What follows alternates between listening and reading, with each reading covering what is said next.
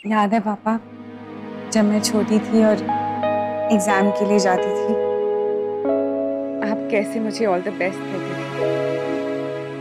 ये इंटरव्यू भी तो एग्जाम की तरह ही है ना। और आपने तो कल रात को वादा भी किया है कि आप यूं मुंह खुलाकर नहीं बैठेंगे। ये क्या, अपनी बेटी को ऑल द बेस्ट भी नहीं कह सकते? लगता है पापा को ऑल द बेस्ट कहलवाने के लिए वोटिंग करवानी पड़ेगी फिर से। नहीं बेटा, ऐसी बात नहीं। मेरी बेस्ट विशेस तो हमेशा तेरे साथ थी। कल भी थी, आज भी हैं और हमेशा रहेंगी।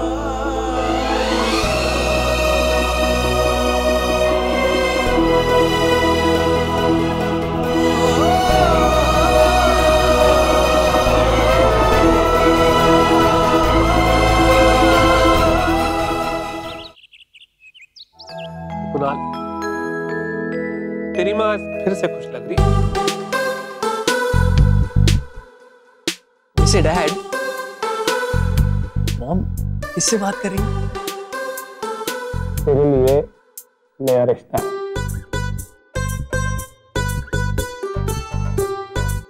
अरे नहीं नहीं डैड, वो मेहता आंटी के वहां ना बनारसी साड़ियों का नया स्टॉक आया होगा, इसीलिए इतनी खुश है ना पुत्र। वो देख, वो अपनी साड़ी के पल्लू को बार बार गोल गोल घुमा रही है,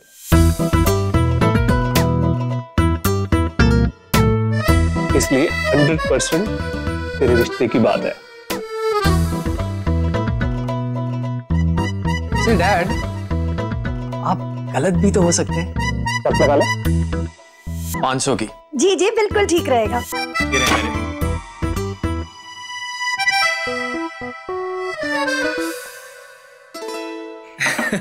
क्या बात है मॉम, बड़ी खुश लग रही हैं आप।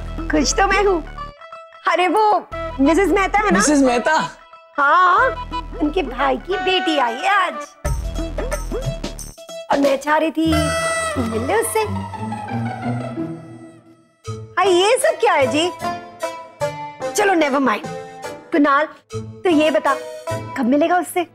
आप मुझे कुछ और वक्त देने वाली थी। हाय हाय, पर अब वो लड़की सिर्फ 2 दिनों के लिए दिल्ली आ रही है, तो उससे मिलने का तो क्या बिगड़ जाएगा तेरा? हाँ, आप कुछ बोलो ना। हाय, वो क्या बोलेंगे?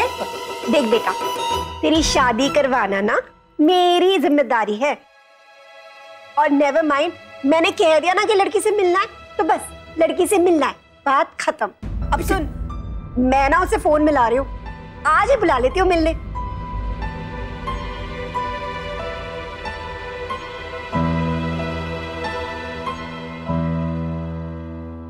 किसी भी तरह का डर तेरे मन में ना आए, तेरे अंदर का आत्मविश्वास हमेशा बना रहे। दीदी, आपको ढेर सारा आशीर्वाद तो मिल गया, अब गुड लक के लिए ये दही शक्कर खा लीजिए। आपको ये जॉब तो मिलना ही है। भाई मैं ड्रॉप करके आऊंगा। ईशान मेरी बात सुन, तू चुपचाप दे चाबी। क्यों गाड़ी मुझे भी चलानी है? अरे पापा इसको समझो ना, क्या हो रहा है? तेरी दीदी है, मेरी बहन है, समझो। आनंद, तुम दोनों बहस मत करो, तुम दोनों में से कोई भी दीदी को छोड़ने नहीं जा रहा है। क्यों? जी हाँ, क्योंकि मैं अकेली जाऊंगी अपने आप। हाँ, नए सफर में पहला कदम अपने आप रखने का हक दीदी को होना चाहिए ना।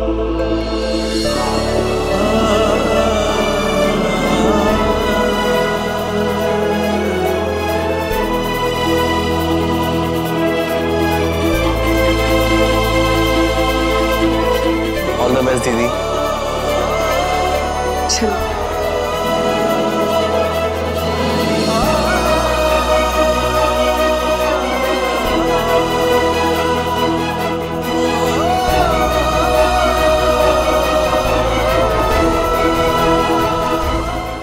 Kunal.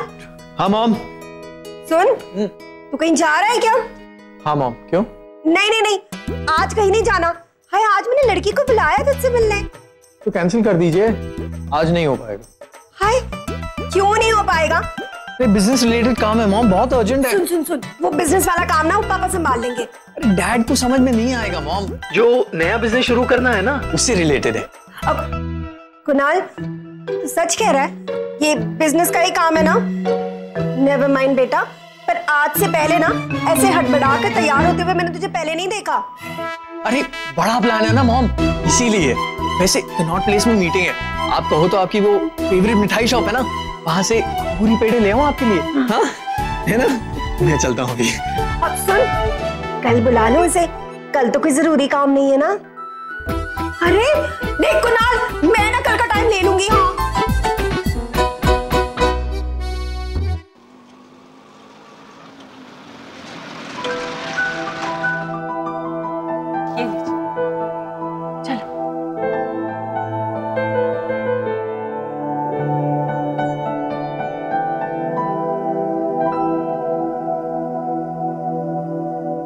Okay, bye mama. All the best. Thank you. Bye Bye.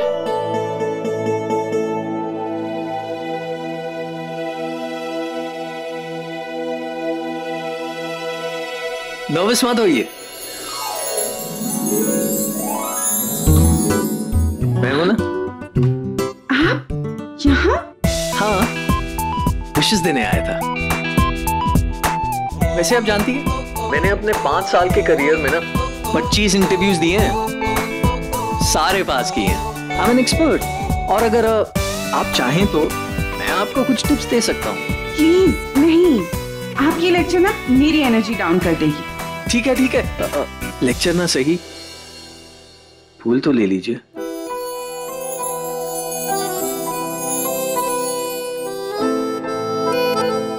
All the best. Thanks. You're welcome. वैसे ऑनेस्टली एक बात बताऊं, अच्छा हुआ आपने मेरे टिप्स नहीं ली, मैं कोई एक्सपर्ट नहीं। मैं भी आपको ऑनेस्टली एक बात कहूं, हाँ, इंटरव्यू के लिए मैं इतनी नर्वस हो रही थी, गुड विशेस की सख्त जरूरत थी। So thank you. Any time. वैसे आपको देर हो रही है। Bye bye.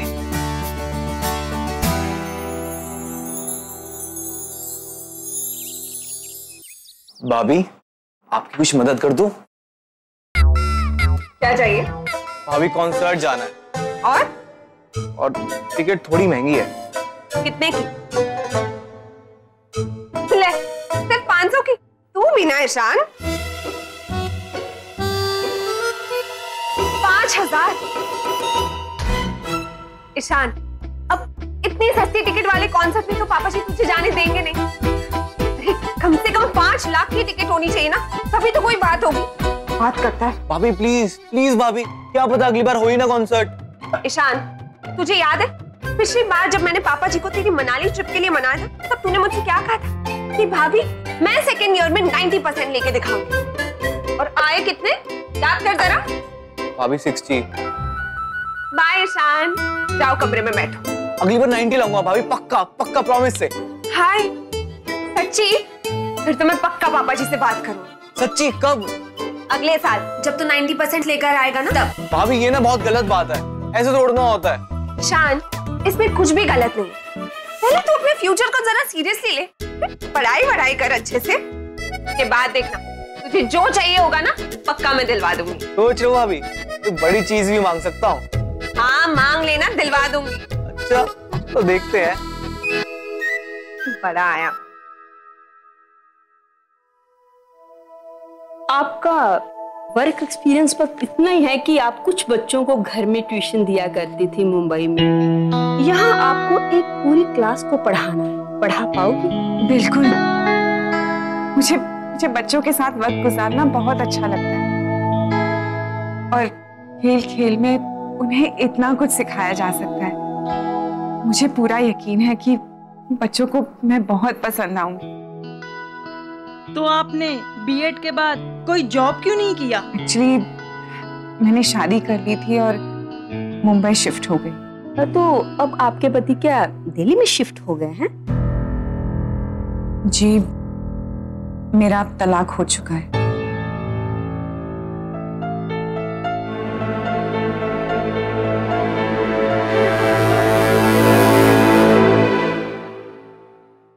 पापा जी, अगर ये नौकरी श्रद्धा दीदी को मिल गई ना, मैं लंगर कराऊंगी। हो तो भगवान को रिश्वत दी जा रही है। फिर रिश्वत नहीं जाया, मन्नत कहते हैं। वैसे आप क्यों चाहती है कि उन्हें जॉब मिल जाए, ताकि आपके पति के सर से पैसों का बोझ कम हो जाए, है ना?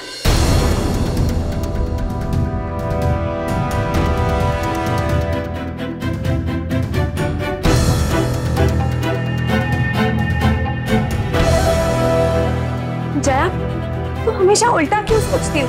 लो, अब मैं क्यों उल्टा सोचने लगी? आनंद भैया के पैसों पे पैसे खर्च हुए जा रहे हैं। दीदी थोड़ा सा कमाएंगी तो बोझ कम हो जाएगा ना, इसीलिए किया ना आपने ये सब कुछ।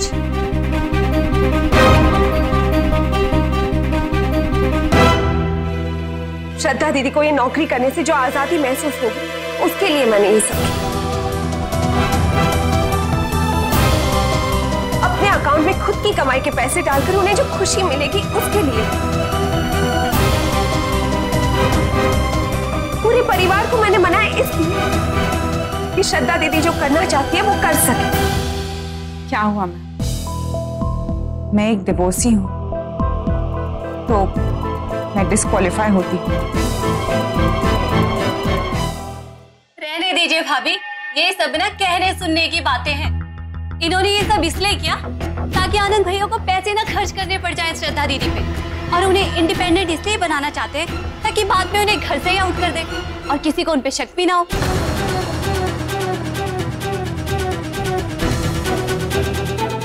जया, अब तुम क्या बोल रही हो? मैं जो बोल रही हूँ सही तो बोल रही हूँ भाभी, और मैं सबकी बुरी इसीलिए बन जाती हूँ क्योंकि मैं मुंह पर बोलती हूँ। आपने इतनी सफाई से चाल चली है ना, कि सबके सामने अच्छी बन जाती है और पीठ पीछे आपका प्लान भी सक्सेस हो जाता है।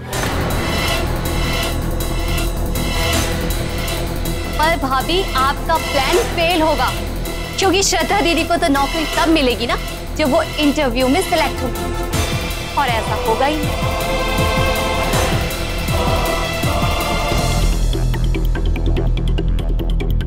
अगली बार जब आप टीचर जॉब के लिए ऐड देंगे तो जरूर मेंशन कर दीजिएगा कि तलाकशुदा औरतें अप्लाई ना करें।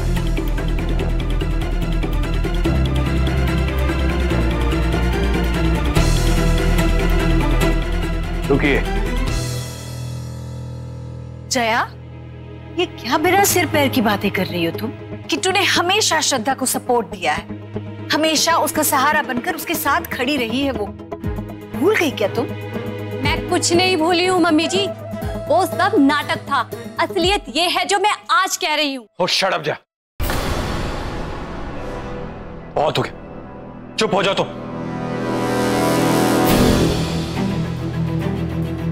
इस तरह से किट्टू से बात नहीं कर सकते।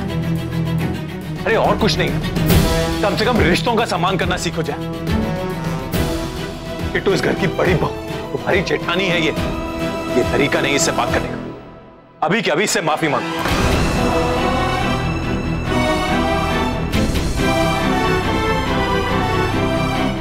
तुमने सुना नहीं आनंद ने क्या कहा? पापा जी प्लीज रहने दीजिए ना। जया ने बोल दिया जो उसे महसूस हुआ, इसकी गलती नहीं है। किट्टू, ये इस तरह से तुम्हारा अपमान नहीं कर सकते। माफी तो इसे मांगनी पड़ेगी। क्या? माफी मांगो। जया को किट्टू से माफी मांगनी पड़ेगी, अभी और सबके सामने।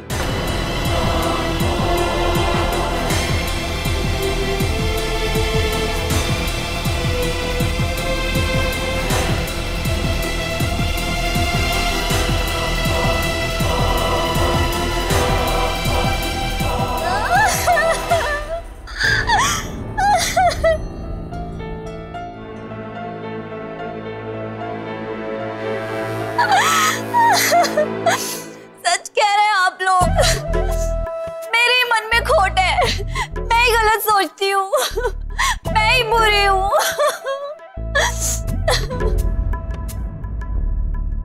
मेरा ही दिमाग खराब है। अच्छा जया, बस रोना बंद करो। जया, मैं बस इतना कहना चाहती हूँ कि जब जब किट्टू हमेशा तुझसे इतने अच्छे से पेश आती है, तब सबके सामने इतनी कड़वी बातें उसे सुनाने का क्या मतलब है?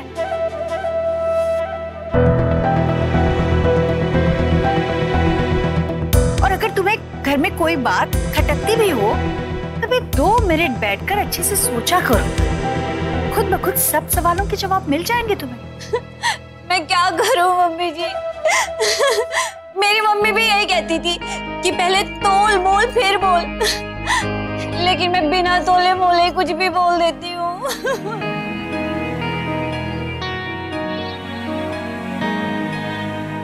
अब देखिए ना कितना ज्यादा बोल गई मैं। भाभी प्लीज मुझे माफ कर दीजिए, आइंदा से ऐसी बातें नहीं करूंगी, कसम से।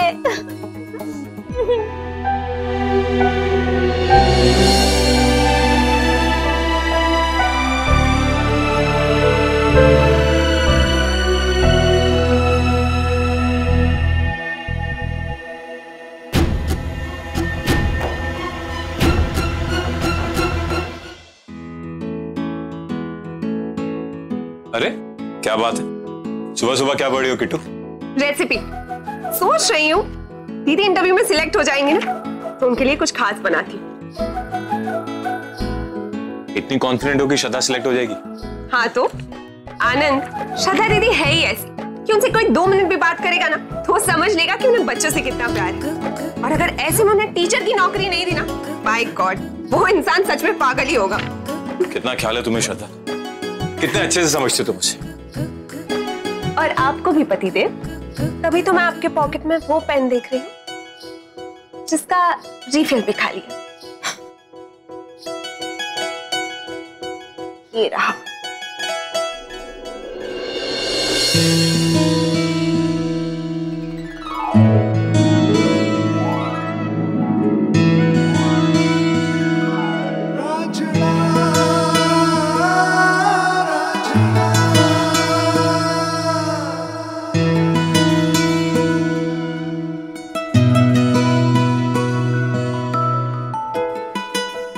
किट्टू बेटा,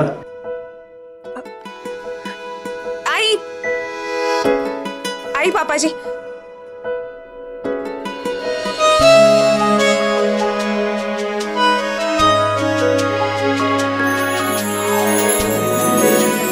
तो कह रही थी कि मेरा ख्याल, फिर पापा की आवाज सुनकर मुझे अकेला छोड़ के जा रही हो।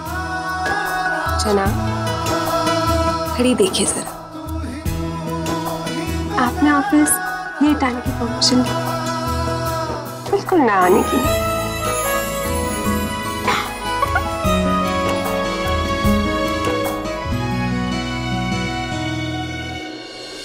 बैठिए।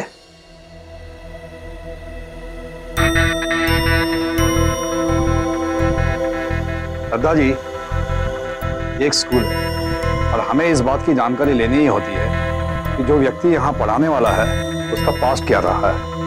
और आपको लगता है कि अगर किसी औरत ने तलाक ली है तो इसमें उसकी गलती है? आपसे हमें आपके डिवोर्स का कारण तो जानना ही होगा। सॉरी सर, लेकिन मैं अपनी निजी जिंदगी के बारे में बात नहीं करना चाहती। मैं आपको पूरा विश्वास दिला सकती हूँ कि मैं पूरे लगन के साथ काम करूंगी। हाँ, मेरे पास टीचिंग का एक्सपीरियंस नहीं है, लेकिन मैं अपने बेटे को पढ़ाती हूँ और वो आप ही के स्कूल में पढ़ता है और बहुत ब्राइट स्टूडेंट है। इसके अलावा मैंने बच्चों को ट्यूशन दी है, लोगों के लिए टिफिन बनाए हैं, एक कपड़ों के दुकान में सेल्स गर्ल की नौकरी भी की है। मैं स्ट्रगल करना भी जानती हूँ और सर्वाइव करना भी। मैंने जिंदगी में बहुत दर्द झेले और अगर आज आप मुझे ये नौकरी नहीं देंगे तो ये दर्द भी मैं झेल लूंगी। Thank you. सॉरी मैंने आपका वक्त बर्बाद किया।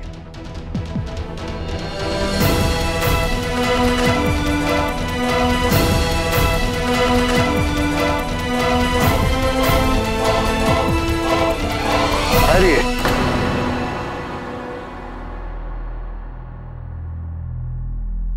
ये लीजिए आपकी फाइल और जाते जाते फ्रंट डेस्क से अपना अपॉइंटमेंट लेटर कलेक्ट कर लीजिएगा। यानी कि जॉब मिल गई। हमें आपकी सच्चाई बहुत पसंद आई। ये सब बातें किसी इंटरव्यू में कोई भी व्यक्ति बताना नहीं चाहेगा, मगर आपने पूरी ईमानदारी से हमें सब कुछ बताया है और आशा करते हैं कि हमारे स्कूल के बच्चों को भी आप ऐसे ही ईमानदारी, हिम्मत और हौसले के पाठ पढ़ाएगी। ये नौकरी आपकी हुई। Best of luck. Thank you so much.